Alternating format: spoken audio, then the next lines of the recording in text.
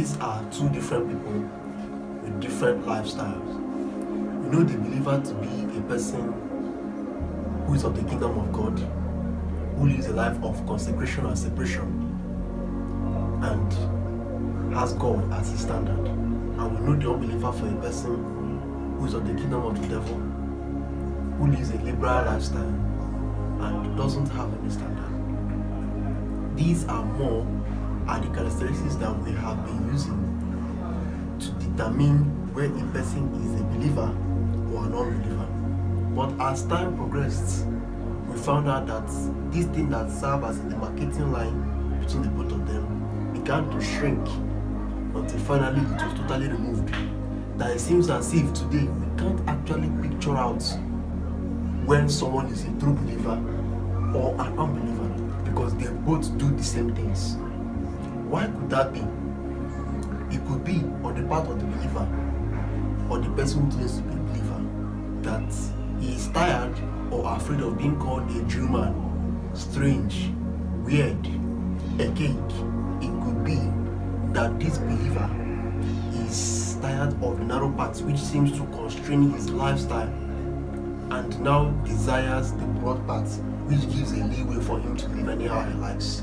It could be that this person who claims to be a believer is tired of the ancient paths that have been handed down to us and is looking for something that is modern, that is new.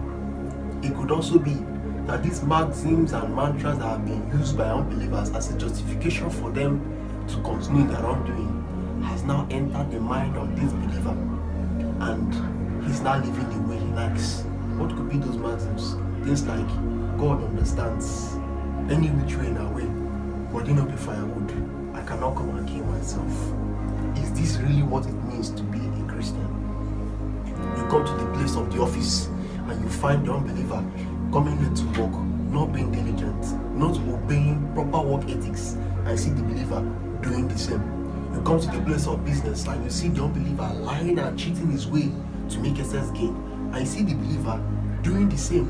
You come to the place of education and you see the unbeliever lying and cheating his way to get good grades, and you see the believer doing the same. There is no more difference. Before, it was expected that a believer will be so sensitive to find out what actually pleases God, but today what is sensitive about is what actually pleases people around me. He's so desirous of the accolades and the good names on quotes that will be given to him by people of the world, so he does things that will please them. He's no longer concerned about what pleases God. That is why the Bible said, having lost all sensitivity, they have given themselves over to sensuality, so as to indulge in no manner of impurity with a continual lust for more. No one is sensitive to find out what actually pleases God. We are all just so concerned with peripheral things. Is this what it means to be a Christian? What changed was the name. The character remains the same. It seems as if the only difference between a believer and an unbeliever is the UN before the believer in the unbeliever's name. If the people who pass down this faith to us had this same perspective about this faith, would there have been a faith to be passed down to us? And if we ourselves go along the same way and determine to have this faith exactly the way it is, would there be something left to pass down to the next generation? It is expected that we should be in the world, but not of the world. But today, we are in the world and we are of the world at the same time. But that was not the ideal plan from onset. We claim that we've given our lives to Christ, but you still see us breaking rules just like the unbelievers do, acting the way they act, doing the way they do, having the same role models that they have. Who is supposed to have who as a role model? Them or us? What is actually going on? Who bewitched us? How did we get here? You are here today, you are there tomorrow. No more consistency, no more persistency, no more constancy. You are hot today, you are cold tomorrow. You are lukewarm, you are on the fence. There's no place we can use to grade you. We've forgotten that the world is more spiritual than physical. We are moved by physical things instead of the spiritual. Take for example the songs that we listen to. We know how we feel when we listen to godly songs. For the believer who goes to church or even in the privacy of his room, he listens to godly songs and his life is so blessed, rejuvenated, revived and renewed. But still check that so-called believer's phone and see the playlists, and you will see songs that glorify the devil, that does not depict the kingdom it comes from. And these are songs that after listening to them, you have spirits of immorality, spirits of lust, spirits of greed passed into you. And then you begin to find out you no longer can pray. You no longer can do the things of God that you normally used to do. And you try to find out where does it actually come from, and you see that you may not even place it in the place of the music that you just listen to, which you may take as something little. How did we get here? If we behave this way we behave, can we actually save the unbelievers? The answer is no, because Jesus said it himself. No kingdom divided against itself can stand. How can Satan drive out Satan? It is not possible. You cannot serve God and serve money. Like Jesus said, you can't serve two masters at a time. Either you hate the one and love the other, or you be devoted to the one and despise the other. You can't serve both God and money. These people honor me with their lips, but their hearts are far from me. Are you actually different? Do you actually dare to be different?